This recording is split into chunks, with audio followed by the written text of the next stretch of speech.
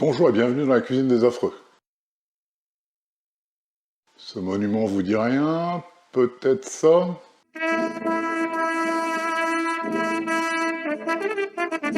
Allez, c'est parti. On va se faire un chili à San Antonio, Texas.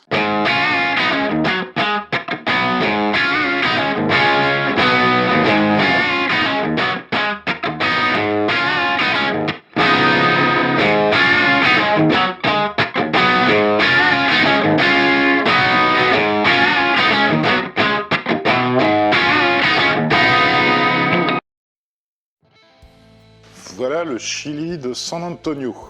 C'est considéré comme une des plus anciennes recettes de chili. Il n'est pas très fort. Si vous aimez la nourriture un peu plus épicée, voire beaucoup plus épicée, rajoutez 1 ou 2 piments serrano. Si vous n'êtes pas trop fan du goût un petit peu douceâtre de la graisse de bœuf, ne mettez que du saindoux. Nos ingrédients. Il y a là 10 grammes de bouillon de bœuf déshydraté. Ça nous servira à la fois pour la sauce et bien sûr avant tout pour réhydrater les piments. Nous avons 2 oignons, 5 gousses d'ail, ça fait 50 grammes, 2 piments secs ancho, un serrano pour rajouter de la force. J'avais plus de piment New Mex, donc j'ai pris de la poudre. Ça fait à peu près 4 grammes de poudre, l'équivalent de 4 piments secs. 8 grammes de cumin que j'ai moulu au moulin à café. 8 grammes d'origan mexicain. Alors vous pouvez utiliser de l'origan méditerranéen. Si vous restez jusqu'à la fin de cette vidéo, il y aura une petite explication dessus. Un petit peu de coriandre, 100 g de graisse de bœuf. Alors moi j'utilise en fait du blanc de bœuf qu'on trouve dans toutes les grandes surfaces. Par ici évidemment c'est le truc indispensable pour faire des frites. Et 75 g de saindoux. Alors ça y est, il y a l'Association française de cardiologie qui a organisé une manifestation devant chez moi.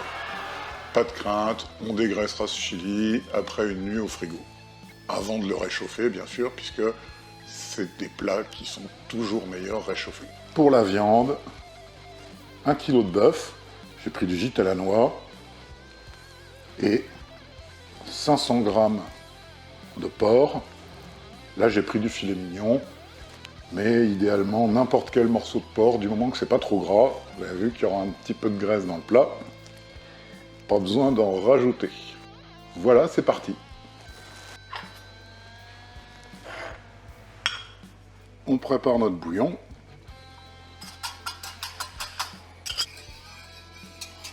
On met les gants.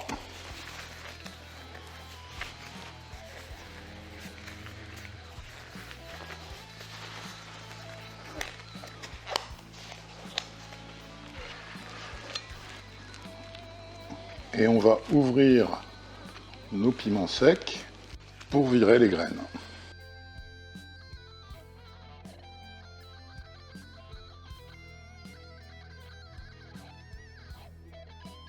Si vous connaissez un jardinier, il aura juste à les laver et à les faire sécher et elles devraient reprendre.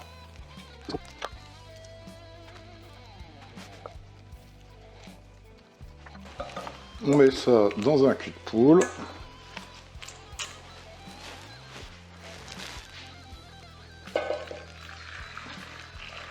On verse notre bouillon.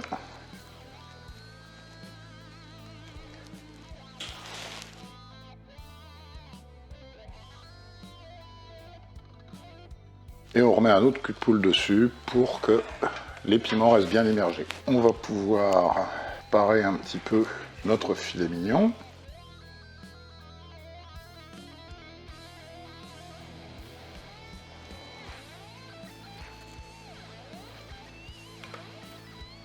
Et on va découper la viande, à peu près 1 cm de côté.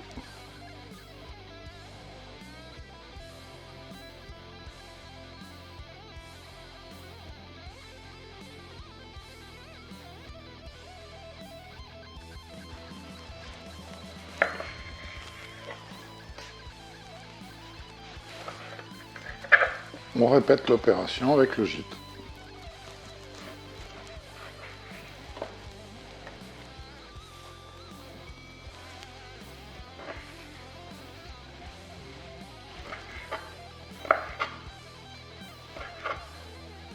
Voilà, là on est pour 6 convives qui aiment manger ou 8 convives qui veulent rentrer dans leur maillot de bain, au choix.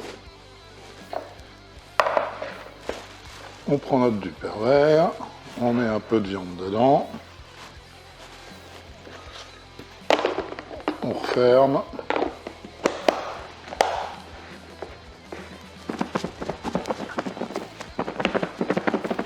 Et on secoue.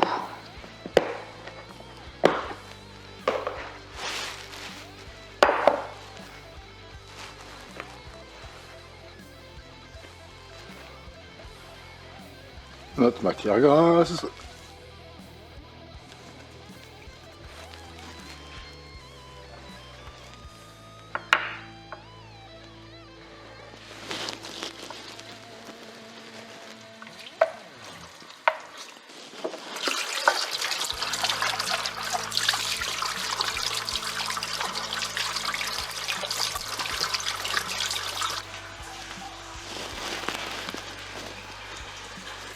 On fait suer les oignons.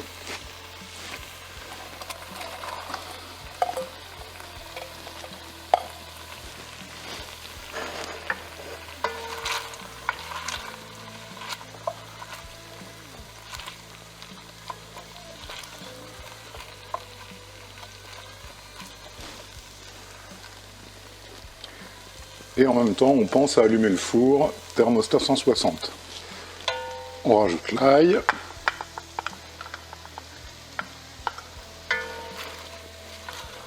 Pendant que nos os pignons transpirent, dans un mixeur, on met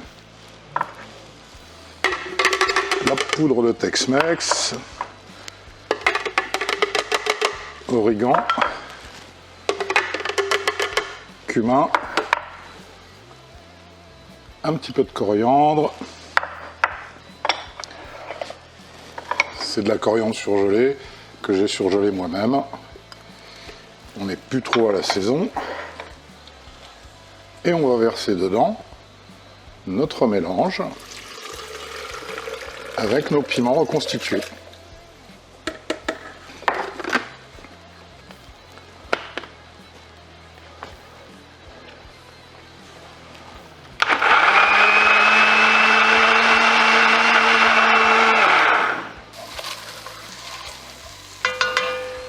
On remet notre viande.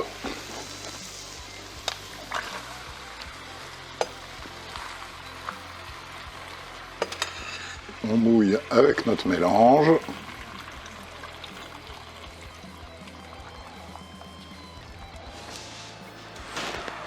Et ça part au four à 160 degrés pour 2 heures. C'était fait dans ce qui s'appelle un Dutch oven, qui est en fait une gamelle en fonte qui permettait de cuire ça tranquillement. Voilà.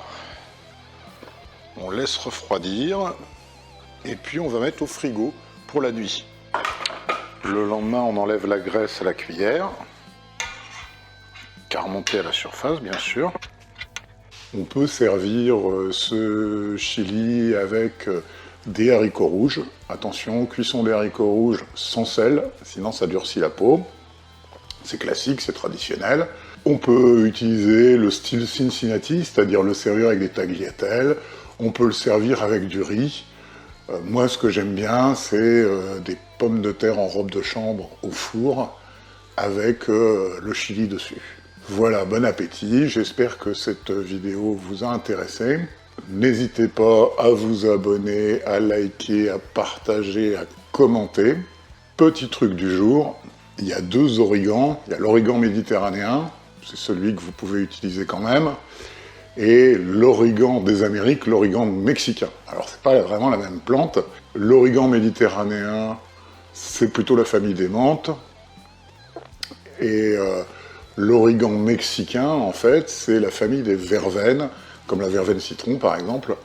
Et il y a des petites différences subtiles de goût, c'est-à-dire que l'origan mexicain a un petit peu plus de goût d'agrumes, il y a un petit peu d'eucalyptol dedans qui donne une légère note d'eucalyptus, de thym aussi, du thymol.